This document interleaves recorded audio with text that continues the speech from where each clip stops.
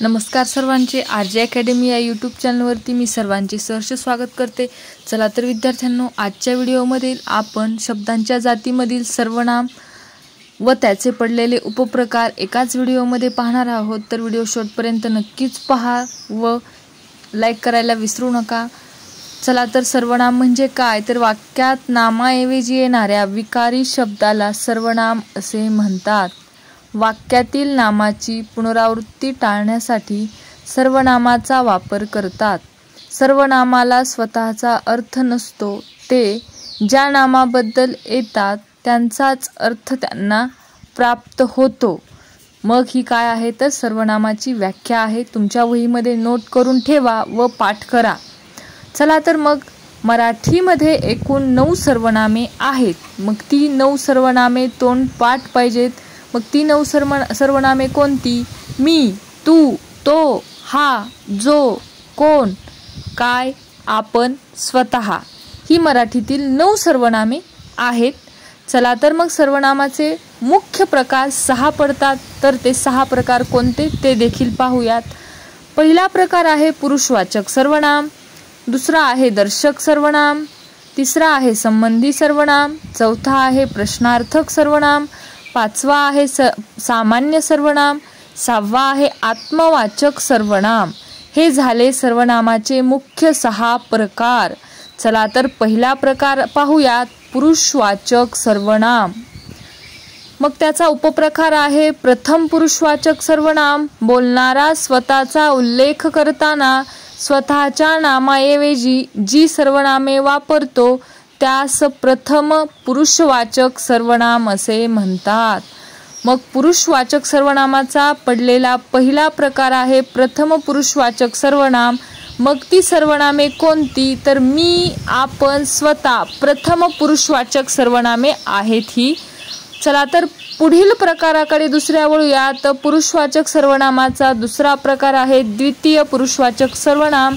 जेव्हा आपण समोरच्या व्यक्तीचे नाव न घेता तिच्यासाठी जी सर्वनामे वापरली जातात ती द्वितीय पुरुषवाचक सर्वनामे असतात। मग द्वितीय पुरुषवाचक सर्वनामे कोणती, तर तू, तुम्ही, आपण, स्वतः जेव्हा आपण समोरच्या व्यक्तीसाठी वापरतो ती सर्वनामे द्वितीय पुरुषवाचक सर्वनामे असतात। आणि तिसरा उपप्रकार आहे प्रथम पुरुषवाचकचाच तृतीय पुरुषवाचक सर्वनाम। ज्या व्यक्तीबद्दल बोलायचे किंवा लिहायचे आहे त्यांचा उल्लेख करणाऱ्या सर्वनामाला तृतीय पुरुषवाचक सर्वनामे म्हणतात। मग ती कोणती तृतीय पुरुषवाचक सर्वनामे? तो, ती, त्या, ते।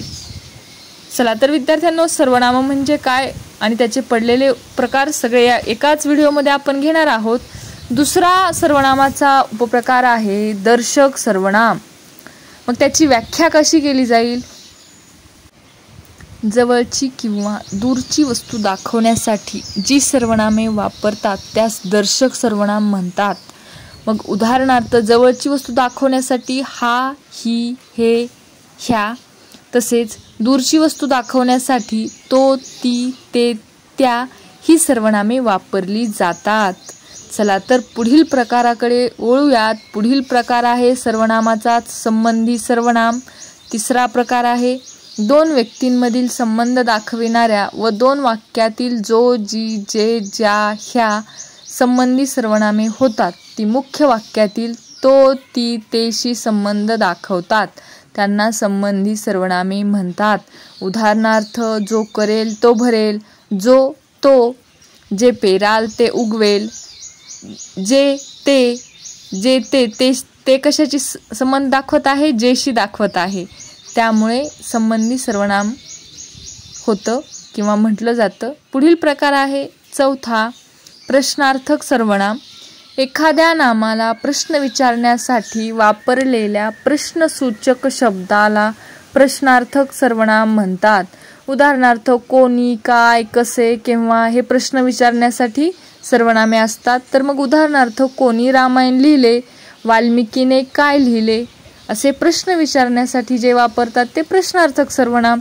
पुढील 5वा प्रकार आहे सर्वनामाचा सामान्य किंवा अनिश्चित सर्वनाम। मग त्याची व्याख्या कशी केली जाईल? कोण, काय या शब्दाचा वापर प्रश्न विचारण्यासाठी न करता ती कोणत्या नामासाठी आली आहेत हे निश्चितपणे सांगता येत नसेल तर ती अनिश्चित सर्वनामे होतात.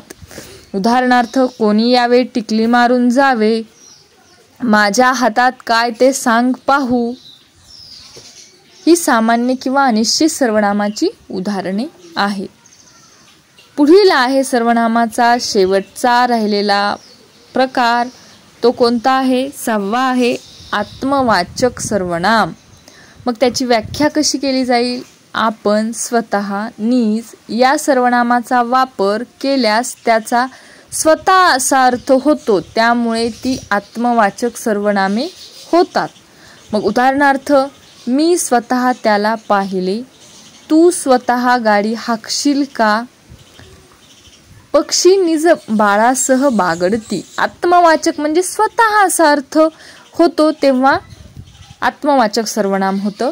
धन्यवाद. आणि जर तुम्ही चॅनलला सबस्क्राईब केलं असेल तर नक्कीच करून ठेवा, म्हणजे तुम्हाला मराठी व्याकरणासंबंधित व्हिडिओचं नोटिफिकेशन नक्कीच मिळून जाईल.